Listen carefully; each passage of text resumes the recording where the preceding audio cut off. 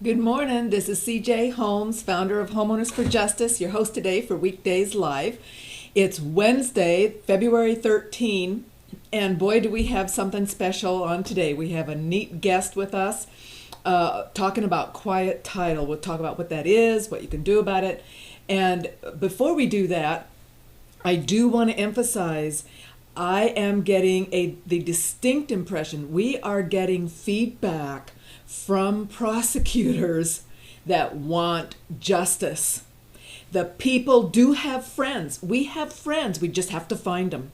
So let's find them. I want you to listen about what we're finding so far, and then maybe you can get it in your county, your state, your elected officials. I also want to take just a few minutes to really do what I call a full disclosure of foreclosures. Nobody else is telling you this, and I have access to this information. So as a counterbalance to the kind of articles that we're reading and what's being said, I want to bring that to your attention. And so today, in a few minutes, we'll be talking to John Stewart. We'll have him share with us. He's written a book on quiet title, and I have tons of questions, and I'm sure you probably do too. So before we do that, I wanted to talk about real quickly an event that's coming up today, this afternoon. It's really sort of pushed me through the paces of getting ready for this. Activists in Mendocino County have been just so Johnny on the spot, and they have talked to all of their officials, the supervisors, the recorder. They're going to meet with the DA and the sheriff, and they've prepared a letter. We've worked real hard on getting the statement of suspicious documents set up. So this is really the trial run. This is the first step, and as soon as we know what kind of response we get, we're going to share that with everybody, because that is the key to making a change. The people have to connect with officials, and we do have friends, so we have to connect with those and find those. So before we talk about foreclosures, though, I did want to bring to your attention one neat thing about the what's happening in the court system and with lawsuits. Here we go. This was just yesterday. Judge rejects Wells Fargo bid to escape a mortgage suit. And Wells Fargo basically has said in this lawsuit, hey, we signed that settlement agreement. We've washed our hands. We're done. That's it. You can't come after us for any more. And this judge is saying, not so fast, not so fast. So that is really exciting to those of us trying to fight foreclosures. And as I pulled up this paper, this online ad article, notice right here, here's a huge ad for Wells Fargo. Why can't we force them to stop advertising when they're in lawsuit for fraud and corruption? Let's stop their advertising. And notice it says here, third quarter profit rose 22%. I'm telling you, fraud is a very lucrative business model, and these banks are doing fraudulent behavior everywhere you look. Foreclosures is just one piece of it. They've done, drug money laundering. They're just violating the laws everywhere because the punishments are civil. They're just pennies on the dollar of profit, so it's just a tax on fraud. They don't pay the penalties themselves. You know this comes out of the people's pockets. And so nobody goes to prison.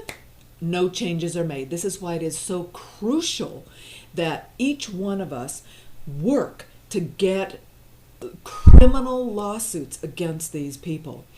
We need to change the behavior for decades to come, and we can do that if we can criminally charge them. If some of these people go to prison, others down the road will think twice. So I just want to do some quick foreclosure pictures. These are foreclosure maps. This is Marin. I was at the Marin Democracy Now! Get together. We watched the movie Heist. What a movie. Watch it if you can. It's probably streaming on the internet somewhere. And it's really fairly discouraging because, as we know, from the Occupy movement, there are just problems everywhere we look. Everywhere we look seems out of whack and out of kilter. And like I pointed out last night, it truly is the underlying reason is the money that we use. Take a paper dollar out of your wallet, look at it, read the very top line. It says Federal Reserve Note. These are borrowed dollars, and everybody on the planet pays a tax to the central bankers. Think Citigroup and Chase. These are the main players behind this. And every time we use a dollar, every time they print one, you and I are on the debt hook for that. So that is the underlying point. So here's Marin, 322 homes facing auction.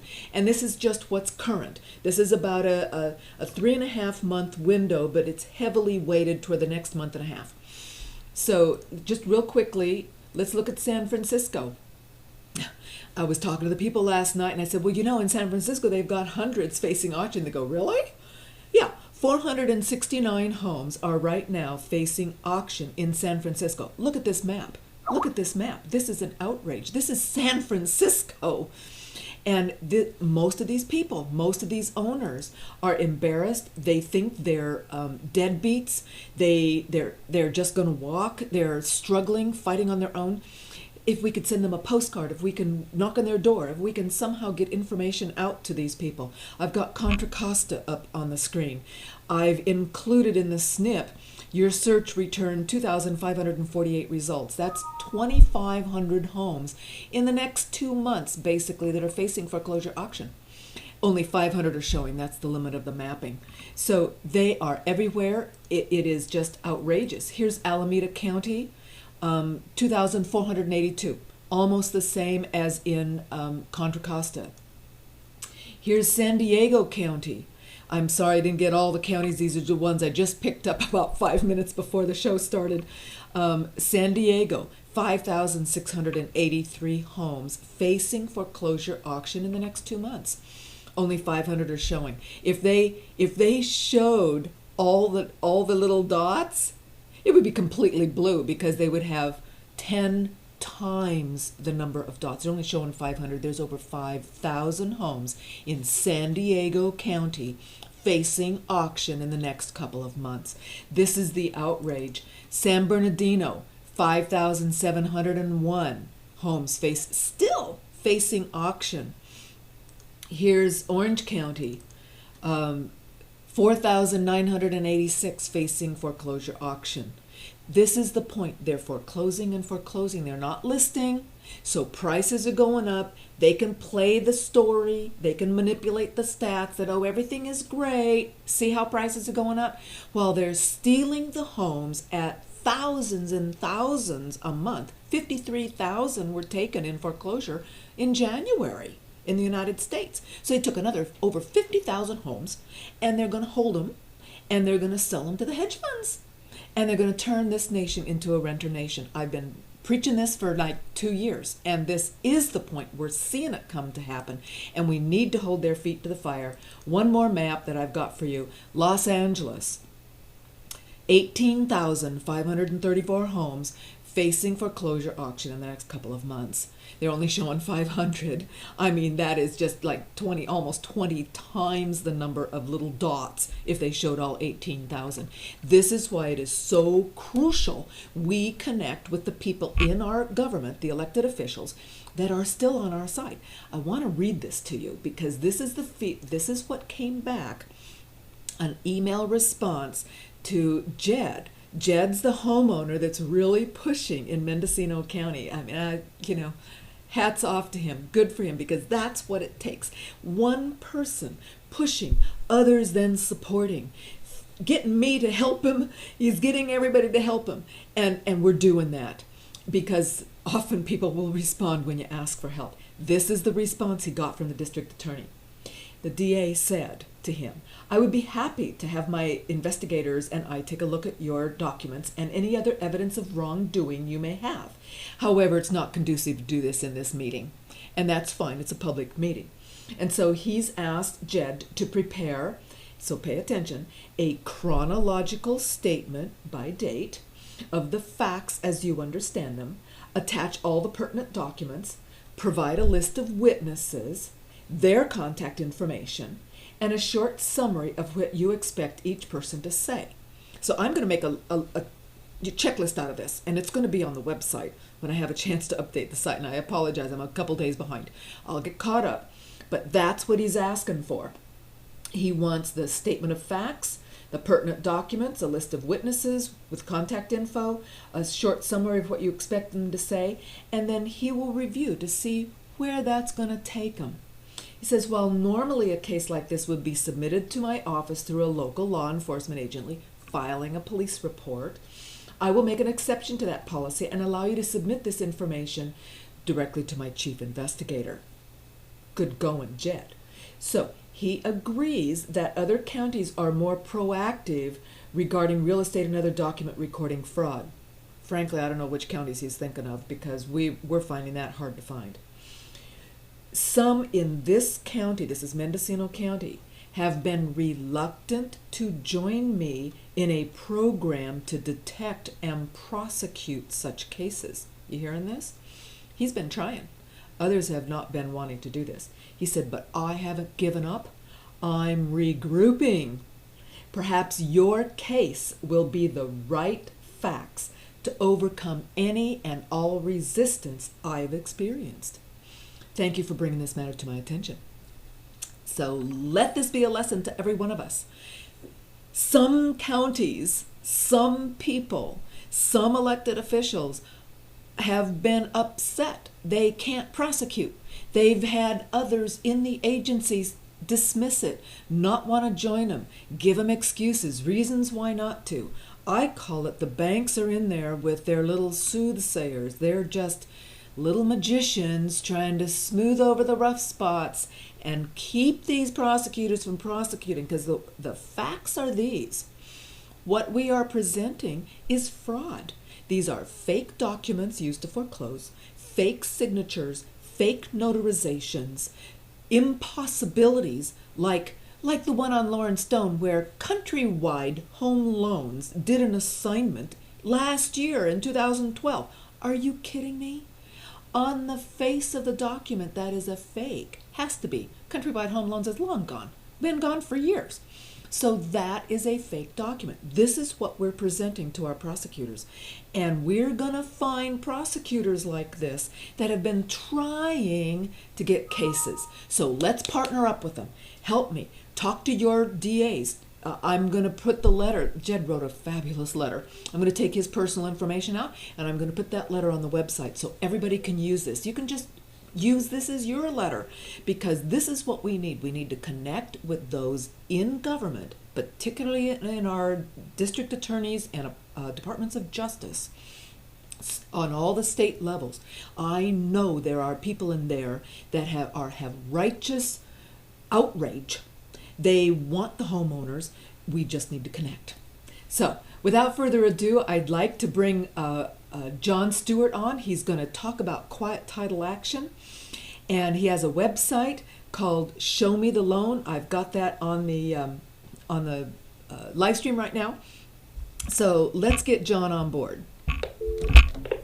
Hey John, this is CJ. Is this John Stewart? This is. How you doing? Fine. Thank you so much for joining us today. So explain who you are, introduce yourself a bit, and tell us what you've been doing. I've got your picture up on the screen now. Okay, hold on. I'm just in the middle of finishing up a legal doc, so... Aren't we all? I swear, John, every last one of us is trying to do 3 things at the same time. It makes me start to laugh because I'm scrambling all the time. I'm sure everybody else is too. Oh, yeah, well, once you get in the world of court, that's pretty much how it goes. First off, let me give a typical disclaimer. Nothing that I say should be construed as legal advice. I don't give legal advice. I don't give tax advice, IRS advice, accounting advice. None of this should be construed as any of that. Everything stated in this conversation shall be construed as just a layman's opinion of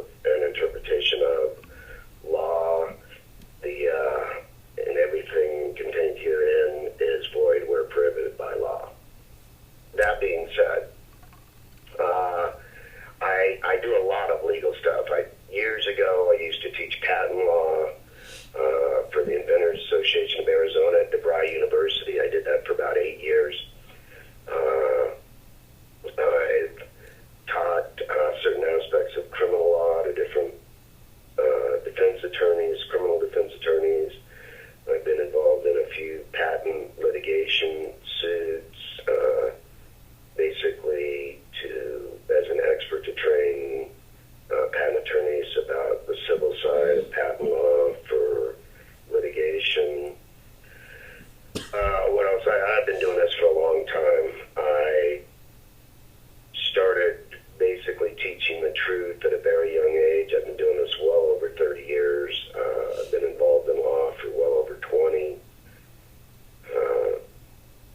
I've had numerous successes in the civil side and some on the criminal side.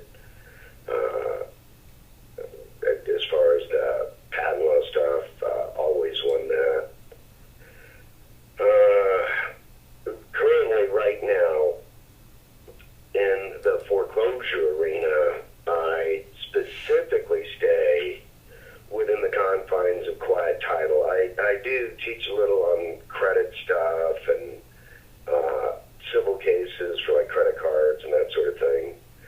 But in the arena of foreclosures, the only thing that I consider at all effective is quiet title, because being very familiar with both sides of the law, having been a very successful real estate investor and dealing with mortgage brokers,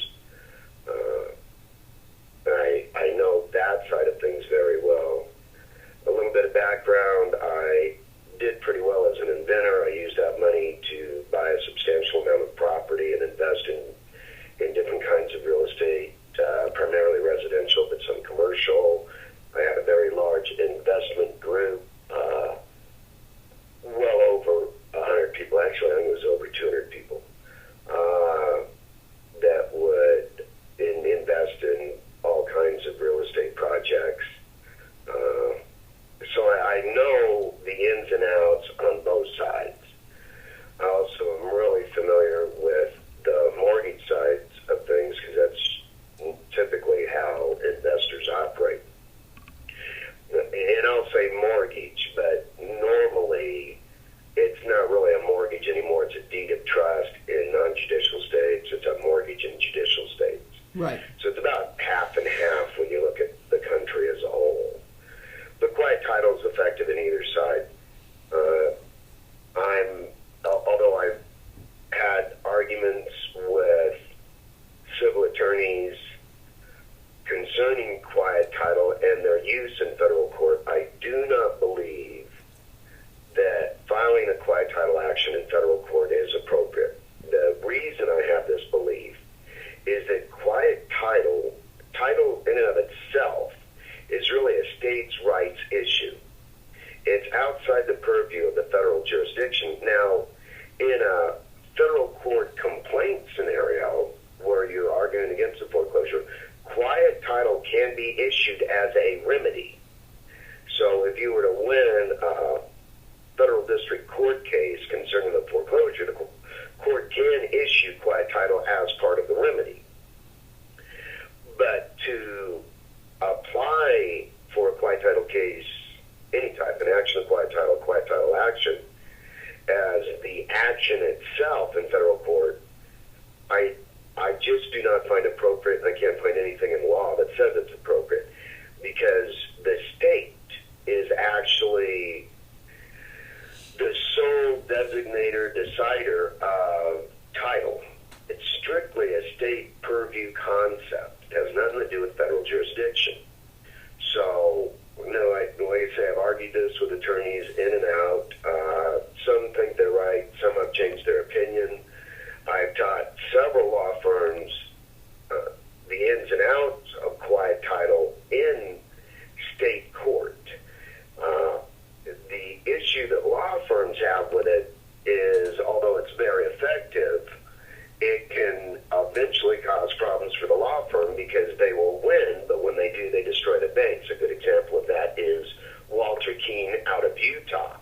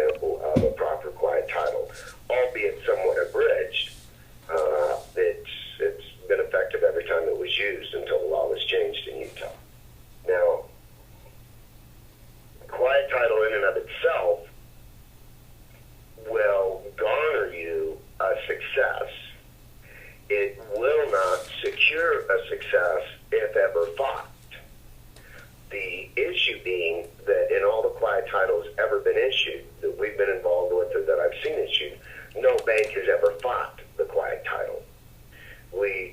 Obviously there's the MERS v. Nancy Groves appellate case in Texas where Nancy Groves did a quiet title, won, MERS took it to the appellate level, and MERS lost. So she won both the case and the appellate case. So that is a case wherein a quiet title win was fought, but it wasn't fought successfully. There's really not a case where a proper quiet title has ever been eventually quashed. The reason being, because once you're issued a quiet title, it is incumbent on the other party to present the proper documentation to quash the judge's order and remove the quiet title, and that is a physical impossibility. So I don't expect it ever to happen. I've done this enough times and seen it happen enough to where when you do get the quiet title, understand you may be stuck with the property. It may be almost impossible to sell, although quite a few people have sold it. The fight is on. The title companies do not want to be involved in a sale of a property wherein a homeowner won a quiet title action. So you may have that property free and clear. You may be able to rent it out, but you may not be able to sell it very easily. John, can you go into reasons why the title company act this way? What are they afraid of? Oh, no, they're part of the scam. They're the major part of the scam. Remember, this is all really about trustees and title companies. I know that people have all kinds of confusion listening to other people in the media and the pay the idiots. And understand, I have nothing to do with the pay the idiots and the patriot morons. I think they've done more damage to the fight in this country than the corrupt politicians and dirty cops have done. The problem that the title companies have is they are the primary focus of the scam. That's what they were created for. That's how they operate. That's how they're profitable. If you get a quiet title, what you've done is you've evidenced that everything before you was a scam. So they want our side to die. They want us to fail. If they involve themselves with our side, then they're proving prima facie that everything they do is a scam. The title companies are a blatant scam. Everything about them, just like everything about the banks, is a scam. You know, yesterday I was flipping through the channels, just trying to basically give my brain a rest, and I stumbled across this Sean Hannity guy. Personally, I don't like the guy. To me, conservatives are wrong, but liberals are just plain stupid. So I don't really partake in either side of the political argument because both sides are wrong. It's the same coin. You're just looking at one side or the other of stupid, and I just don't care much for stupid. So when I was flipping through the channels, the person on screen right then was Dennis Kucinich. And I don't know if I pronounced his name wrong, but he was a presidential candidate, and he's a little bit off-center, to say the least. But he was talking about money. And right after I got to that channel, he goes, we've got to stop the concept that money is debt. Money should be money, debt should be debt. And as long as the Federal Reserve's a private corporation and we have to buy our money, the more money we get, the more debt we have, America will fail. It was designed to fail in 1913, and until we undo that, we will fail, and things will get worse. And I was aghast. I've been teaching that lesson since about 1976. Right. And I can tell you that for the first 20 years, everybody said I was insane and wouldn't listen to me. Going back to when Debbie Kidd started teaching it and spending my time running around with Bo Greitz and Randy Weaver and all these guys trying to teach people the truth, and everybody said we were nuts. And now we have a presidential candidate telling the truth. Right. I was absolutely aghast because the only one I ever got to understand that was Ron Paul and Right. Aaron Russo when we made the movie America, Freedom to Fascism. The concept that another presidential candidate would say that on television and hasn't been executed has just totally confused the hell out of me since last night. And it was and maybe they'll play a repeat of that Sean Hannity character's program. If they do play it from last night, I would tell everybody to watch it because he honestly said that Absolutely. on national television. Well, see, I don't know what to say to that. John, I think our time has come. I keep saying this is both the challenge and the opportunity of our generation and our lifetime. Because the bottom line is the people in all of the foreclosure town halls, the people last night, the people that are upset and losing the homes and being activists are basically between the ages of, 40 and 80. It's this generation, we have an opportunity to actually speak the truth. And I just find that fabulous because truly the foreclosure crisis is a symptom. The underlying issue is the money that we're using. I think that's great. I'm going to try to find that clip and try to show it tomorrow on the show. Can Good. Just it was whatever Sean Hannity's show is called. Just find that and go to yesterday's date and the clip of Dennis Kuchinis. Now, I'm not sure how long he had been speaking because I was just flipping through channels. Right. But you'll see his face and him talking and start right before he says, money is debt. That's If you just understand fabulous. that money is debt, then you understand that everything that an American thinks naturally is completely backwards. Exactly. Exactly. And in fact, yesterday I had a little link, but I didn't show any of the 43 minutes. It basically re-explains history, all the wars, as bankers' wars. And they talk about the fact that the reason these countries get invaded and punished and the leaders killed is because they tried to use their own sovereign currency. What a concept. I mean, and I've challenged the viewers to watch it and to second source these statements because a lot of statements were made. I don't have time to research it. It's just super cool to think about that really is the underlying reason, because as we expose the fraud, then, it's like turning on the light. The cockroaches run into the wall. Let's turn on the light. Let's get the people to wake up. I'd really like you to explain a little in more depth, because I deal with title companies all the time. And when you're saying that this whole scam is for the title companies, I'd really like to know. Build the picture for me, will you? Put those pieces together. Okay, let me explain a couple things first, though, so that people have a better concept of it. I've been doing this so long, and I have a much better understanding than most people, even people in this industry. Knowing that money was debt, that's how I used to make myself very wealthy. And that was one of the things I taught for a long time is you can't look at debt as bad. Money is debt. The more debt you have, the richer you are. And that's how I helped my investors become very rich. So knowing that is fundamentally very important if you want to be financially successful. The problem being that most people confuse the way things should be with the way things are. So if you got this concept, the paid idiots that push all these bizarre schemes and claim to be sovereign and all these stupid things that aren't real, they go by the way things should be. And they think, well, this is the way it should be, so that's that doesn't matter. You should be able to walk out in a parking lot in the middle of the night and get to your car and not get raped. But this is America. It's a stupid thing to do. So the way that things are and the way that they should be are mutually exclusive in America in all cases. And until you get that in your head, most people fail miserably at everything and they don't know why. So by knowing that the way things should be has nothing to do and are almost always mutually exclusive of the way things are. If you look at everything backwards, it's much easier to figure out. With that being said, let's take a look at what title companies should be as opposed to what title companies are.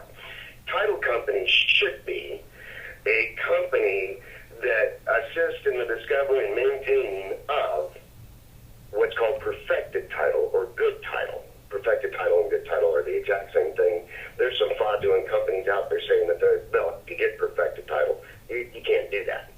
If somebody tells you, pay me $500, I'll get you perfected title, clobber them with something very hard in a very appropriate place. It's not going to happen. So that's what a title company should be. So we know that since that's what it should be, you should understand and know inside the core of your brain that is not what they are. That has nothing to do with what they are. What they really are is the bank's way of securing a fraudulent deal and codifying it into law via the record of the law, like the county recorder's office. So if you approach a title company thinking they're going to find all this stuff, and then you can get some kind of perfected title and take ownership of the property, you're just wrong. Because not unlike the government and the politicians, the title company's job is to protect the banks and the bankers. That's all our government does at this point. It has no other job. Right.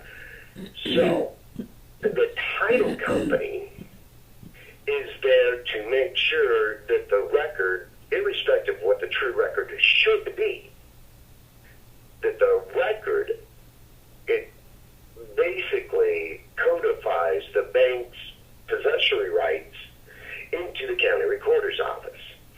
Now, here's kind of a subcategory of that. Being very familiar with patent law and having taught it and done patents for so long, I get the concept of how land patents work. I don't really do them, and I understand that everybody out there that's doing land patents it's all just a fraud, a scam. You're not going to get a land patent, let me just tell you that. And anybody tells you that they can give you a land patent is going to rip you off and probably get your ass put in jail. So don't even go for it. And we're seeing that they're already starting to file charges against these people that recorded lousy documents in the county recorder's office and declared land patents and all that. Right. Those people are starting to get indicted and put in prison. Right. But who is getting land patents? Well, the title companies are getting land patents. If you go to the Bureau of Land Management website and you look up land patents and you start, and anybody can do this, you can do this from your computer, so research is very important if you want to learn what's really going on as opposed to what should be going on. Title companies should not be getting land patents. They shouldn't. It was never designed for that. That is not what the system is about. But you can go to the Bureau of Land Management's website, and you can access state by state the most recent, all the way back to the original land patents. The older ones, some of them aren't. Some of these land patents go back to literally the 1600s in concept, legally, after the country was founded in 1789. So you're not going to find an actual land patent before 1789, but you'll find a tenuous tie to land that was issued to people, which develops into a patent. When you look at the website, start looking at the names of who's getting land patents.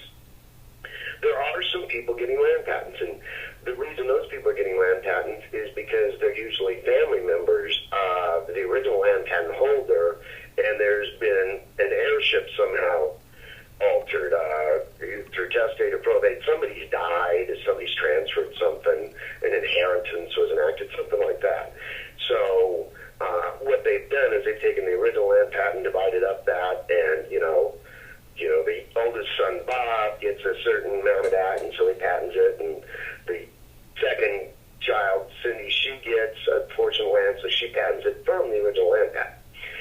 But when we're talking about actual land that's been bought and sold numerous times, and now it's in the possession of somebody, who is getting that land patent? Well, the title companies are, because the title companies have the ability to go through, destroy the previous crap in there, clean it up, and say, okay, we can take this back to 1789 or whenever that state became part of the Union, and say, okay, we don't have a presidential edict over to this property for this person, but we have something similar acceptable thereof. So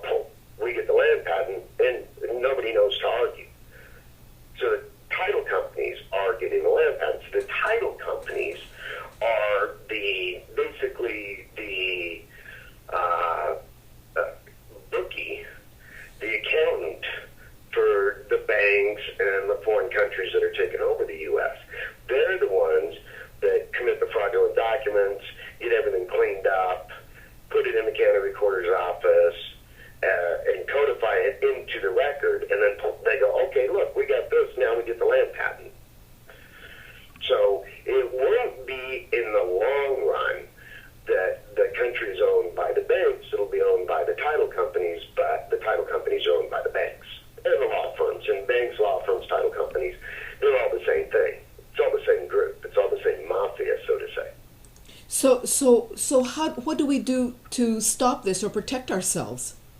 Quiet title actions. It's the only thing. It's the only thing, short of, whatever civil war may eventually come, which I think is possible. Quiet title actions. And quiet title actions by whom? By the current owners, or by counties or cities, or what?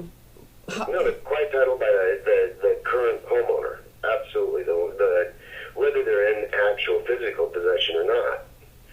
Because in a quiet title action, there's no presumption of ownership. There's no presumption whatsoever. When you look at law, the highest form of law has always been and will always be presumptions. There again, this is one of those classes that when I teach it to attorneys, it's very difficult for them to understand in the beginning. At the end, they all go, "Oh shit, got it." So I'm not going to go in the intricacies of presumptions, but presumption in and of itself is the highest form of law, both in law and in normal parlance, because your life itself is led by nothing more than presumptions. The things you presume tell you what to do or behave, and they're almost always wrong. Almost every human presumption is incorrect. The humans are just that way. But in law, certain presumptions are codified. And when you look at any kind of action, civil, criminal, in criminal law, you're familiar with that presumption, or you think you are. It's not a true presumption, but people run around saying that a man is innocent until proven guilty beyond a reasonable doubt. The way they're able to convict so many innocent people is they've got people who start believing you're innocent until proven guilty. But that's not what the presumption really is. It's innocent until proven guilty beyond a reasonable doubt. Proven guilty is a very low standard. Proven guilty beyond a reasonable doubt is very high. Right. Prosecutors don't go for that. They convince a jury to innocent until proven guilty They never let it go to beyond a reasonable doubt because they couldn't lie and get there. In reality, in criminal law now, doing a lot of criminal law, you understand very quickly that you're really presumed guilty until proven rich. And that's how the criminal justice system in America works now. You know that, and you see it on television. Rich people don't get convicted, poor people do. Guilt or innocence has nothing to do with a criminal court case. Never has, never will. So, John, are you saying, am I hearing you sort of between the lines saying that every owner should do a quiet title action? How does someone know if they should or not? Everybody should, even if you own it outright, even if there's no problem. If you have a mortgage or deed of trust and you're paying on it, you should still do a quiet title. If that land's been in your family for 200 years and it's owned free and clear and all you pay on it is taxes, you should do a quiet title. Every American property owner, whether it's by default or lien or contract or mortgage, everybody should do a quiet title action. And they should do it immediately. How expensive are these actions, and how long do they take? I've seen one wrapped up in, a little over 90 days, and I've seen some of them go on for 3 years. So there's no, it's court. You can't say how long does something take in court. It's not an answerable question accurately. Are there attorneys that you recommend, or that know how to? Because I'm assuming that you're implying that they file the correct quiet title action, not just a quiet title action, correct? So, quiet title action is the simplest action in court by far. It's not any more difficult in reality than like a small claims action if you really follow the rules. The issue with law firms doing it or attorneys doing it is the consequences if they win a lot, like what happened to Walter King. There's such an effectual action, but there's no money in them. I mean, first of all, you're not getting clients that can pay a boatload of money, so you're not going to make much money off of it. And secondly, there's no monetary award.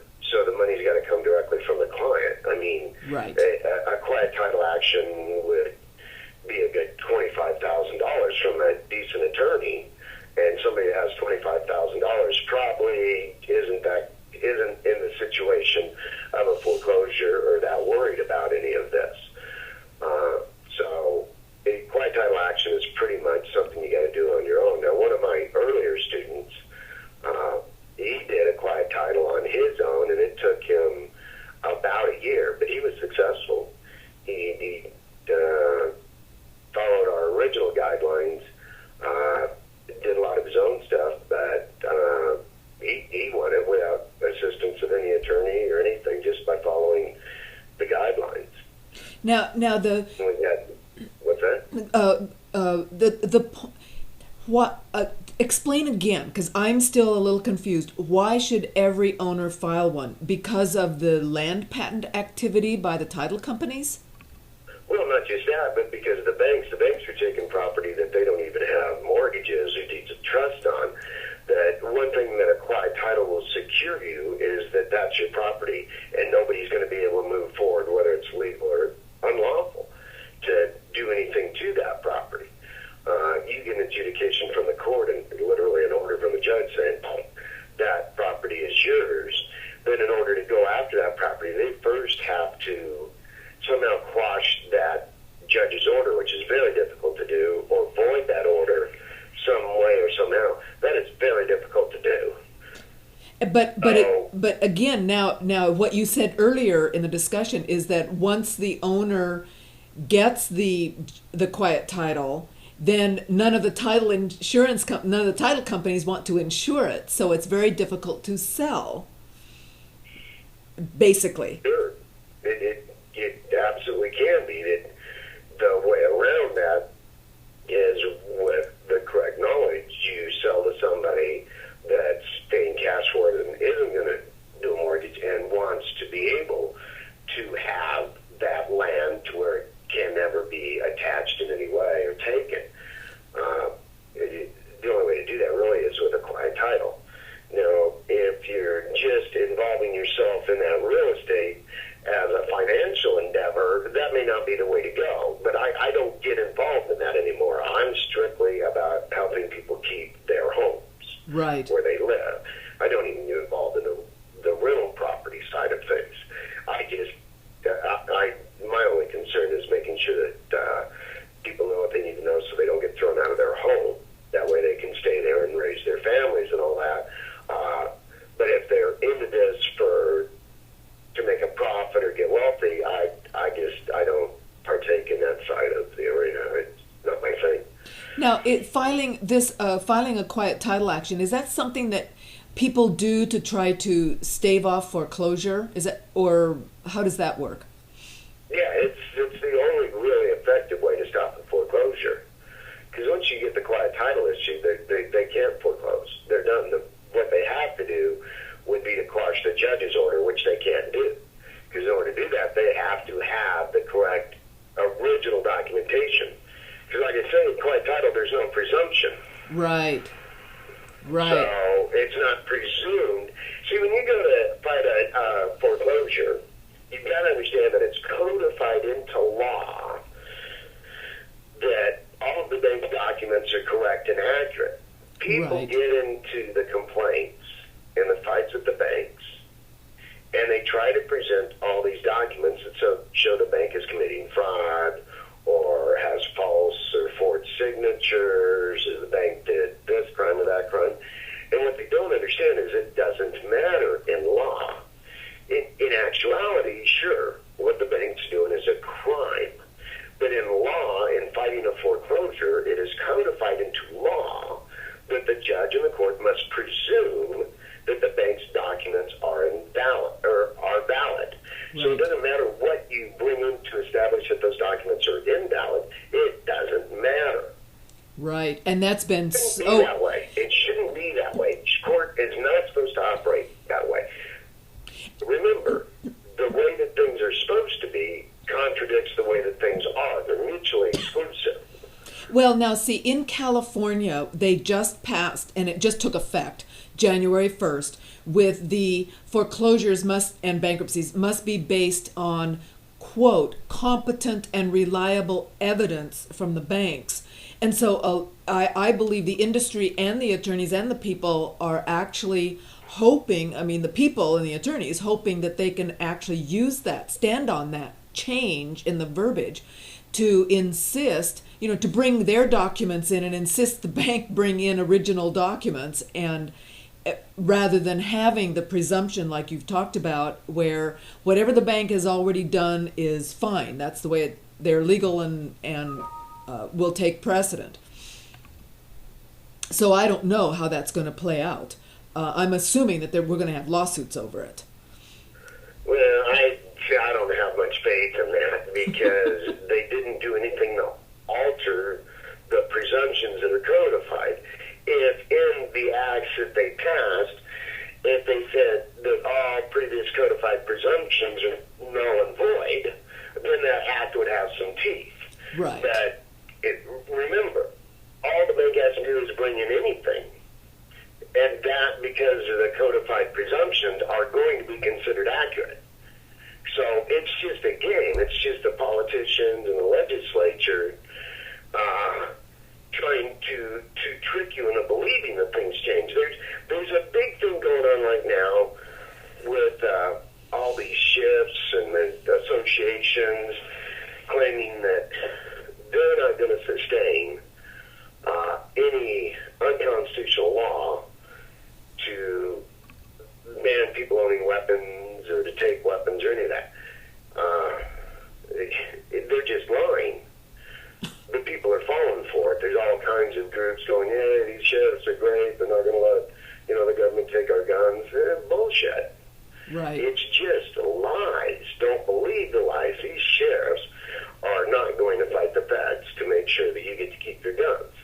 They're just saying that so you elect them again and you think they're the good guys, but they're just lying. Right. When the feds say take the guns, that sheriff that's saying he won't do that is going to be sending out his deputies to do it. Don't ever question their ability to lie. So just because they say they created some law, that doesn't mean that it alters the law that's already codified. It's just a trick. Right.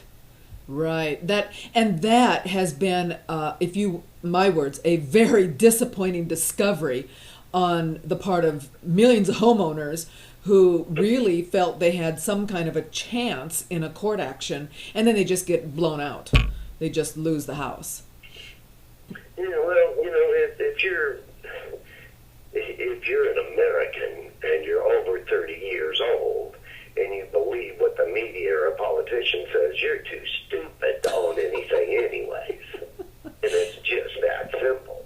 And John... If the media says it, you best believe that the exact opposite is true. If the politicians say it, you best believe the exact opposite is true. So, like I say, last night, flipping through the channels, and Dennis Kucinich said what he said, I was just aghast. I think, at 50 years old, it was one of the first times in my life I'd ever heard a politician tell the truth. Right. And it doesn't have to stop. I'm really pushing that people actually spread the truth and work for the truth, and that we do have friends in various places. Certainly not everyone is our friend. Most are not. But there are those that do see the truth. And I've even heard people as they age saying, something, I'm done with those games. I feel like I want to do something better with my life. So there can be a whole lot of motivations from a variety of people actually starting to shift what they're saying and doing and pushing for. Here's a question I wanted to get out. I've been mulling over the fact that you're talking about the title companies being the bookies for the banks. And that I'm sure, I haven't even looked at it, but I'm assuming from what you said that if we did research it, many of these title companies are wholly owned subsidiaries or subsidiaries of banks. I know that's the game they play on just about every other aspect. So if let's just run this through. What if we had 1,000 people in the city do quiet title, and then they wanted to sell the properties. Do you actually think the title company would refuse to insure these? Yeah, see, but it wouldn't even get to that point. If you had 1,000 people file quiet title in one city within like a month, that the game would be over. That's what I've been teaching from the very beginning. That's why I'm so just dedicated to quiet title and none of the extraneous crap that people do over foreclosures. Right. If 1,000 people in one city filed for quiet title, not only would it overload the court, and those quiet titles would be issued immediately, the county recorder's office would be in a whole lot of trouble because they'd have to clean up the county recorder's office. Let me give you this scenario, the real behind-the-scenes scenario, why everybody is failing so miserably.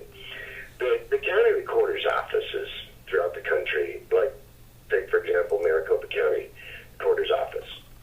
I did a factual analysis of the accounting, and Maricopa County Recorder's Office would get somewhere over $50 million in cash if they would just collect the recorder's office and go after MERS for the MERS failure to file all the transfers and all that. Right. It's a substantial amount of money because Maricopa County Recorder's Office claimed that it's basically broke. And it wouldn't be much litigation because there's nothing for MERS to argue with. They could just literally send them a bill. But why won't they do that? That just doesn't make sense in most people's minds why Maricopa County won't just send a MERS a bill and say, listen, this property was transferred 5 times. Right. You didn't pay the fees, so you got to pay the fees for all these transfers. Now you got to pay the penalties, and whoever's name on here is now up for criminal charges. Well, okay. So we know that's legally correct, and it's a boatload of money. So why won't they do it? Well, here's what's going on in every county in America. The county recorder's personnel are getting rich very, very quickly. Rich beyond your wildest dreams. If you want to get rich really quick, go get a position with the county recorder's office, because what is going on is there's all these properties getting foreclosed on, and then they're getting hidden, and there's not the mail going out on these properties saying this tax debt is due, this is due, blah, blah, blah. And then after a certain amount of time, every state's different. Most of them are about 3 years. After 3 years, the tax is not being paid. Whoever walks in there first with cash, pays that tax, takes complete unlinked ownership of that property. That's it. It's done. So these little peons at the county recorder's office are hiding these properties. They're going in through these investment companies that they've created, and they're buying these properties. I've seen a $300,000 home go for $6,100 because that's what the taxes were on it. And so this corporation created to hide the names of who at the county recorder's office are doing this, bought that home for $6,100. And that was it. The deal was done. There's nothing anybody could do because tax liens take priority. Whoever pays that tax lien takes ownership of that property. And you think this is very widespread? What's that? You think this is widespread, that this is happening in all the counties? Oh, absolutely. It's happening in all the counties. These corporations were created just for this. Just for this. They have no other purpose. They're buying property left and right. They're working with the insiders on the county recorder's office, stopping the information from being dispersed, and then they're picking up the properties. Is there some way that people can fight back on that? Is there something we can do? Well, there should be, which means there isn't. I'm not sure I like the way you think, John. I so appreciate what you've shared, but this is brand new to me. I've got to think this through. I know the guys watching. Give me your feedback. Let's think about this.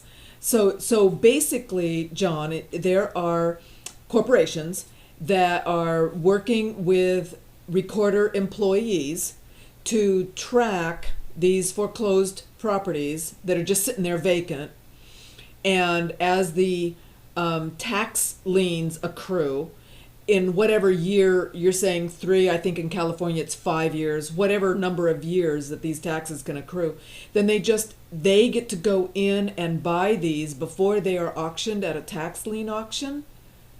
Correct. So one thing, if that's the case, and I need to check our California process, because I'm not real sure. I'm not sure if they can do that or if they have to publish that at tax lien. But absolutely have to. I'm not saying this is illegal. I'm saying this is what's going on. Right. But you're not going to be able to track it. I was able to track because I was familiar with the property, and in the case of the property, because I know how the people in the system operate. I know how the system's supposed to operate, so I know it doesn't operate that way. Right. And I know how the people that are willing to work for the government operate. Yeah. So I know their evil intent, their Malvin say concept that drives them. So in putting that together, all I have to do is choose a property, check it out. Oh, it's not on the county record. There's no information being dispersed to any of the indispensable parties that this is going to be up for a tax auction. Nobody has any way of knowing it other than some little peon in the county recorder's office that is hiding the information from the general public. Right. And after that 3-year period, 3 year and a day after the tax became delinquent, $6,100 was paid through a Pacific corporation to take ownership of the property. Right. I proved the whole thing right then. Same thing's happening everywhere. And what you'll find, all you have to do is find the properties that are being picked up really cheap. Who's buying all the property for the tax debt? Right. And you'll find a corporation that's doing that. Then you find out how that corporation is linked to that certain individual at the county recorder's office. When you find that, you'll know who the felon is. Right. Right. Right. Oh my goodness. Oh my goodness. It's just it's worse than it keeps getting worse than I think. Oh, I so appreciate you sharing with us today, John. You've written the book Quiet Title. I've got your website, showmetheloan.net, or it's .net, right? Yes. And if people want to contact you, they can just go to the website, right? Well, no, you got to use my email, john@showmetheloan.net. But you can pick up the Quiet Title workbook there. It's $65. It's a very complete workbook. It's like 375 pages. And then there's also a place on there where you can buy templates. And those are actually templates supplied by all-knowing kind of attorneys. These are actual templates you can cut and paste and use in court. So you can buy the whole package of templates. You can buy just one template. But the templates are actually in the Quiet Title workbook, but it's a PDF document. I mean, you can go through yourself and retype everything out, or you can just pay the money and buy the template and cut and paste and use it for your case. Now, it's designed for Arizona, so you have to be familiar with your own state laws and court procedures and all that to convert. But it's a good guide. Which isn't really that hard. Right. And it's going to depend whether it's a judicial state or a non-judicial state and that sort of thing. But I'm a firm believer. I've been doing this a long time. 5 years, more than 5 years, I've been in this arena and doing it successfully. So I know what will and won't work. Now, there's a lot of other people copying my stuff, and for the most part, I'm fine with that, as long as they don't change it so much to where they make it not viable. Right, yeah, as long as they're winning. Oh, my goodness. The problem you get is there's so many of these pavey idiot gurus out there that act like they discovered everything and want to say it's all theirs, and they're not. They just steal from other people and then steal from the people they're selling stuff to. But they always add a bunch of stupid stuff. Right. A bunch of patriot stuff. Right. Right. And it defeats the whole document. You throw any of that, I'm a sovereign or a free man or, this country is owned by the the Vatican or any of that, if you throw that in the legal document, it's gone. You're going to lose. Right. They'll just get tossed out. Oh, John, we thank you so much. We're going to have to go. We thank you so much for joining us and sharing with us this information. I'm not sure I like the information, but it's really good to know, because truly, the more we know and the clearer it becomes, the picture becomes in our minds, the more focused we can be in addressing the issues and achieving the solutions that we're looking for. Thanks, John. I'm going to sign off. This is CJ for Homeowners for Justice, and we'll see you guys tomorrow.